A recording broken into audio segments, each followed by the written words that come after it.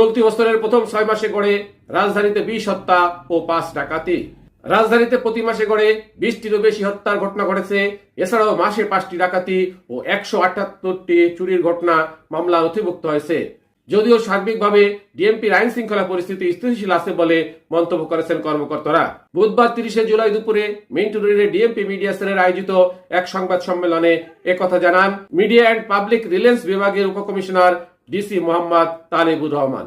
ডিএমপির মামলার পরিসংখ্যান তুলে ধরে তালেবুর রহমান বলেন, চলতি বছরের জানুয়ারি থেকে জুন পর্যন্ত 6 মাসে ঢাকার মহানগরের 50 থানায় 33টি ডাকাতি, 248টি ছিনতাই, 121টি খুন এবং 1068টি চুরির মামলা হয়েছে। প্রতি মাসে 20টিরও অধিক হত্যা, ডাকাতি, 5টির ঘটনা ঘটেছে। এছাড়া প্রতি মাসে গড়ে 46টি ছিনতাই মামলা, মাসে 70টি চাঁদাবাজির মামলা হয়েছে। সার্বিকভাবে ডিএমপির আইন শৃঙ্খলা পরিস্থিতি স্থিতিশীল আছে বলে মনে করেছে ডিএমপি।